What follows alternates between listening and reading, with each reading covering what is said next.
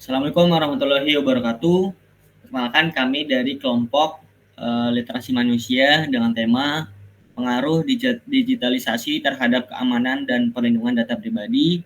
Dengan kelompok kami yang pertama ada Salsa Diniarti dan saya sendiri Davina Pepepian. Yang ketiga ada Sultan Salahuddin Fatih Algozi. Yang keempat ada Iwan Cornelius dan yang terakhir ada Alvani Akbar Batia.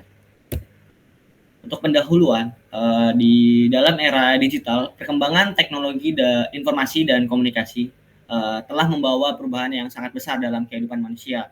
Dalam prosesnya, data pribadi menjadi sangat penting dan sensitif karena banyak sekali aktivitas yang dilakukan secara online, di mana data pribadi ini mencakup informasi seperti nama, alamat, nomor identitas, informasi finansial, riwayat kesehatan, dan informasi sensitif lainnya yang berkaitan dengan individu atau informasi pribadi.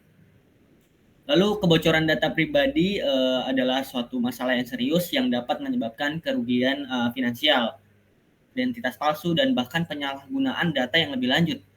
Pemerintah, perusahaan, dan individu itu perlu meningkatkan kesadaran tentang keamanan data dan pengambilan langkah-langkah pencegahan yang tepat untuk melindungi data pribadi.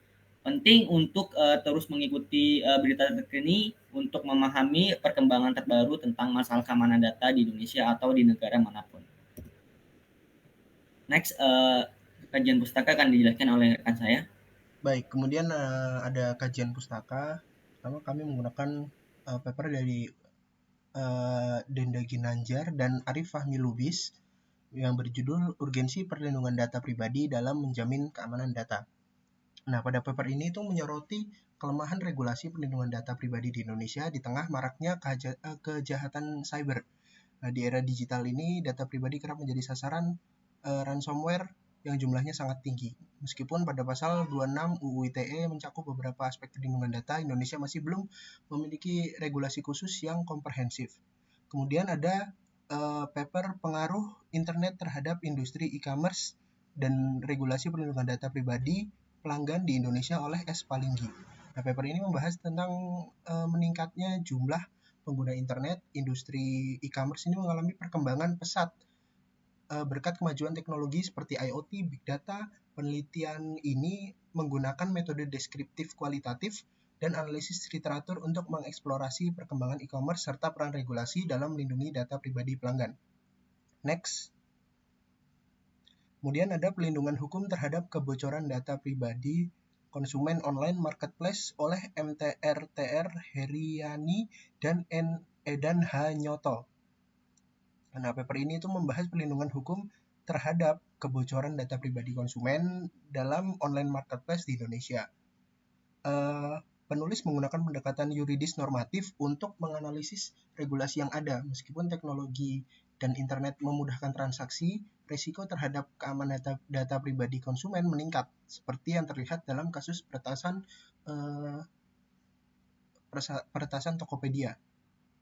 Nah, kemudian ada paper tanggung jawab Tokopedia terhadap kebocoran data pribadi konsumen oleh M-Fatur. Nah, paper ini membahas tentang tanggung jawab dari Tokopedia terkait kebocoran data pribadi yang terjadi pada April 2020, di mana sekitar 91 juta akun pengguna terkena dampaknya. Nah, meskipun Indonesia ini masih belum memiliki undang-undang khusus tentang perlindungan data pribadi, kebocoran ini menyoroti perlunya regulasi yang jelas dengan menggunakan pendekatan normatif. Penelitian ini menunjukkan bahwa Tokopedia bertanggung jawab dan konsumen memiliki hak untuk mengajukan aduan. Next.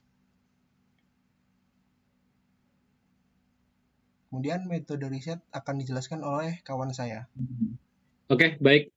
Di sini untuk metode riset di sini ada 3 poin ya. Yang pertama itu ada survei dan kuesioner. Nah, di sini untuk survei ini juga akan dilakukan dengan kuesioner yang disebarkan kepada masyarakat umum yang manfaatkan layanan digital. Nah, kuesioner ini itu akan mencakup aspek-aspek seperti frekuensi penggunaan layanan digital, tingkat kesadaran penggunaan tentang pentingnya keamanan data pribadi, serta praktik yang mereka terapkan untuk melindungi data mereka.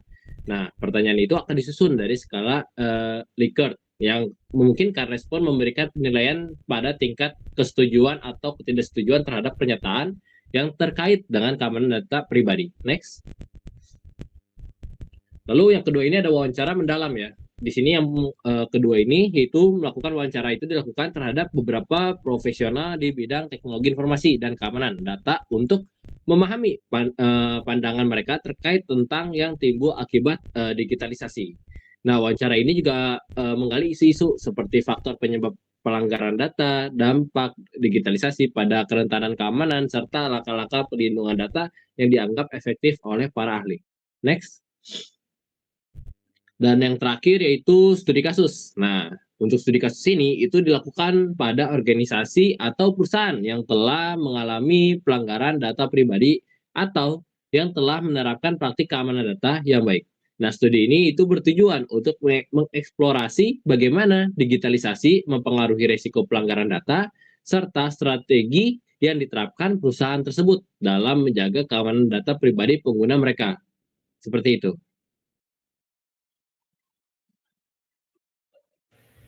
Oke, untuk pembahasannya di sini yang pertama itu ada dampak digitalisasi terhadap keamanan dan kerentanan data pribadi, di mana digitalisasi ini tuh meningkatkan jumlah data yang dihasilkan, disimpan, dan diakses secara online. Nah, dengan semakin banyaknya data pribadi yang disimpan di server cloud, aplikasi dan platform online, nah di sini tuh risiko pencurian datanya semakin tinggi juga. Perusahaan yang mengelola data pribadi seringkali menjadi target serangan cyber seperti peretasan, ransomware, atau malware yang dapat mengakibatkan pencurian informasi sensitif. Terus yang kedua itu adalah kebijakan dan regulasi untuk perlindungan data pribadi, di mana beberapa negara telah menerapkan kebijakan dan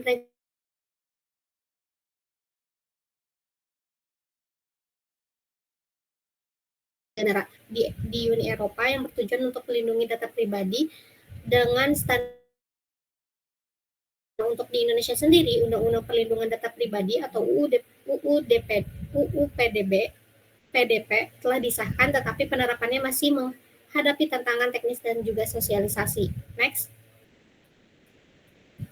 Dan untuk yang terakhir yaitu adalah dampak pelanggaran data pribadi pada masyarakat dan juga perusahaan, di mana pelanggaran data pribadi dapat mengakibatkan kerugian yang sangat besar bagi individu, termasuk penyalahgunaan identitas seperti penipuan atau pemerasan. Bagi perusahaan, pelanggaran data dapat mengakibatkan kerugian finansial, kerusakan reputasi, dan juga hilangnya kepercayaan pelanggan. Nah, lebih jauh lagi, pelanggaran data ini yang berulang dapat mempengaruhi stabilitas ekonomi dan juga keamanan nasional suatu negara. Selanjutnya ada kesimpulan. Di sini yang pertama ada kesimpulan yaitu perkembangan teknologi memperluas potensi kebocoran data pribadi dan meningkatkan kemungkinan terjadinya serangan siber. Yang kedua, banyak perusahaan belum sepenuhnya sadar akan pentingnya keamanan data dan belum mematuhi regulasi yang ada. Yang ketiga, perlindungan data pribadi membutuhkan kerjasama dari berbagai pihak, termasuk dari pemerintah, perusahaan, maupun individu. Yang terakhir, ada tingkat literasi digital masyarakat yang rendah dapat memperburuk risiko untuk keamanan data pribadi. Selanjutnya, untuk saran, yang pertama perlu adanya edukasi kepada masyarakat tentang pentingnya melindungi data pribadi dan cara menghindari ancaman siber. Yang kedua, pemerintah dan regulator harus memperketat penerapan kebijakan mengenai perlindungan data. Yang ketiga, kerjasama antara pemerintah, perusahaan, dan komunitas teknologi perlu ditingkatkan untuk menciptakan solusi keamanan yang diharapkan. Yang terakhir, perlu adanya kesadaran diri sendiri terhadap pentingnya keamanan data pribadi. Next, sekian dari kelompok kami. Kurang lebihnya kami mohon maaf. Wassalamualaikum warahmatullahi wabarakatuh.